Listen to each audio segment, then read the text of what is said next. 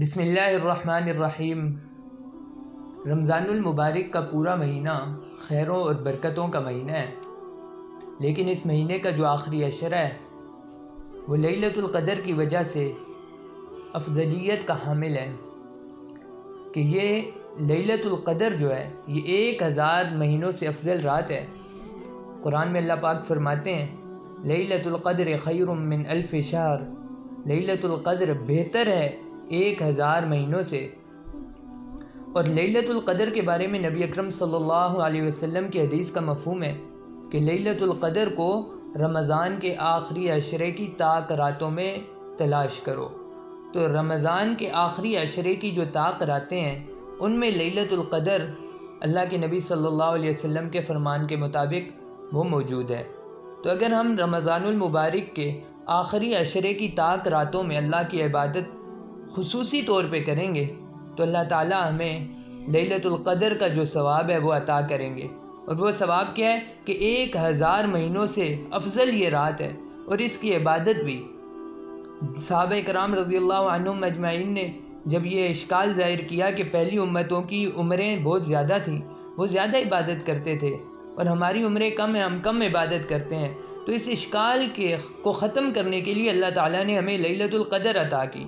اور پھر لیلۃ القدر میں اللہ تعالیٰ نے قرآن کو نازل کیا، انا انزلناہ فی لیلۃ القدر۔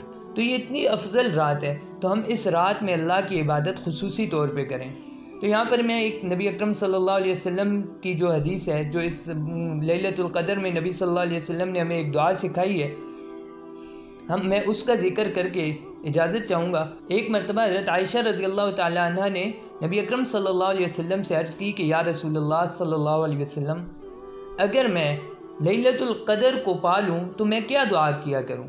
تو نبی اکرم صلی اللہ علیہ وسلم نے فرمایا کہ اے عائشہ، اگر تم لیلۃ القدر کو پا لو تو تم اللہم انک عفو کریم تحب العفو فاعف عنی یہ دعا کیا کرو، یعنی اے اللہ، آپ درگزر کرنے والے اور کریم ہیں اور درگزر کرنے کو، معاف کرنے کو پسند کرتے ہیں، فاعف عنی پس مجھے معاف کر دیجیے۔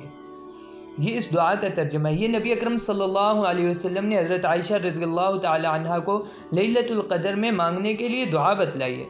تو ہم بھی کوشش کریں کہ جو رمضان المبارک کی یہ مبارک ساتیں جو بہت کم رہ گئی ہیں، ان میں ہم یہ دعا جو طاق راتوں میں بھی اور اس کے علاوہ بھی ہم اس دعا کا اہتمام کریں، باقی بھی دعائیں کریں اپنے لیے، اپنے رشتہ داروں کے لیے، اپنے والدین کے لیے، بہن بھائیوں کے لیے اور پوری امت مسلمہ کے لیے ہم اللہ کے حضور یہ دعائیں کریں کہ اللہ تعالیٰ پوری امت مسلمہ پر اپنا خصوصی رحم اور فضل فرمائے اور اپنے خصوصی کرم اس امت کے اوپر فرمائے۔ تو اسی کے ساتھ مجھے اجازت دیجیے۔ السلام علیکم۔